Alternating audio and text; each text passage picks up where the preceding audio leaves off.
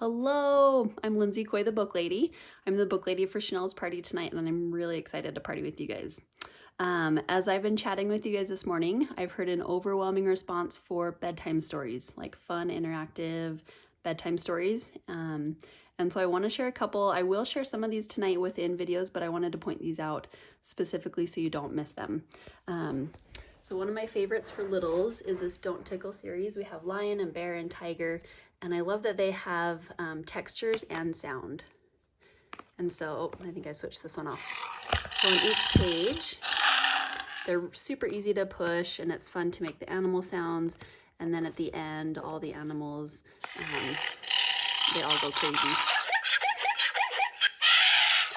So, like I said, those are super fun. We've got a lot of those. If you also have dinosaur lovers, this new book, 1, 2, 3, Do the Dinosaur, is adorable. It's a board book, so it's really durable. And it's a fun story. This little guy, Tom, he goes through and he helps you interact. You chomp like a dinosaur, and you'll swish and stomp. And so they go through and they do the dinosaur, and they include everyone, and they even prepare for bedtime. And so at the end of the book, they all snore. And then this is Owl. We also have Crab and Frog. These are really cute books that your reader gets to take part on every page. And so you'll do different things to wake up Owl. And so you have to shake the book or try tickling Owl's tummy to wake him up. And then clap 3 times to switch off the sun. And so like I said, it's just really cute that you're doing different things to interact with Owl. And kids really feel like they're part of the story. We also have My Book, Not Yours, and My Pet, Not Yours. That's a really fun banter between Lento the Sloth and Fox. And this is the first one. They kind of battle back and forth, try to decide whose book this really is and who it's about. And so if your kids like that playful banter and just a silly story, this is really fun. In My Pet, they fight back and forth about whose pet this is and what they would name it and what they would do with their pet if it was really their pet. And then there's a fun surprise at the end. So those are cute, and the illustrations are just really lively and fun. Okay, and if you know Nibbles the Book Monster, I hope you do. If you don't, you just need Nibbles. He's the cutest.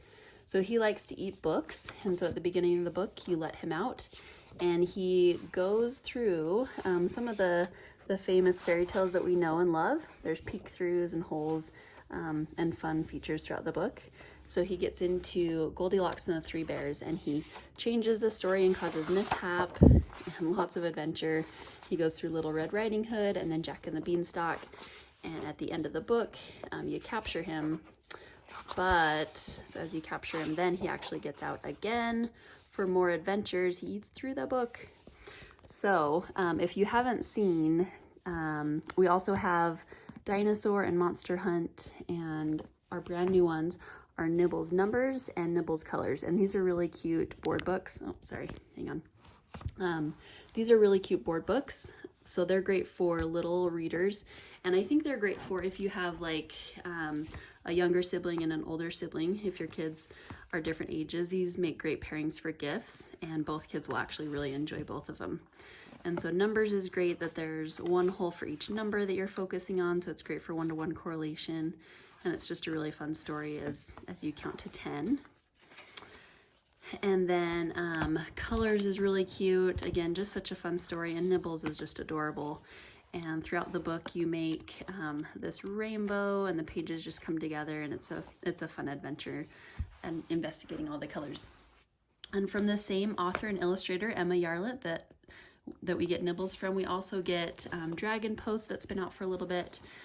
Beast Feast is one of my very favorite. It's so cute that this big monster catches this little boy, and he plans to eat him for dinner. But they end up becoming friends, and they just have a fun feast. And there's fun letters back and forth from the monster and his friends as they prepare for their feast. So just super cute. And if you're looking for a fun Christmas edition, I highly recommend Santa Post before this one sells out for the season. This little girl, Amy, she asks for something for Christmas, but when her letter is delivered in the fire, the word of exactly what she wants is missing. And so Santa doesn't know just what she wants, but he has help from his friends at the North Pole, and they pull together a really fun surprise for Amy at the end. So it's a fun Christmas story that just is full of magic. And also one of my very favorites is Where Happiness Lives. This is a great rhyming story, so it just reads really beautifully. And it's all about this little gray mouse who is happy at home, but then as he's walking, he sees a bigger house and he thinks, oh, whoever lives there must be happier because their house is bigger. And then they point out an even bigger house and say, well, whoever lives in this big house truly must be the happiest because their house is the biggest. And they find that the brown mouse that lives here isn't the happiest. She's kind of lonely, and she wishes that she had a happy family like the gray mouse. And so it's a fun story of contentment and just appreciating where you are and the happiness that you find with family. So those are some of my favorites. We will share so many more tonight, and I can't wait to party with you guys.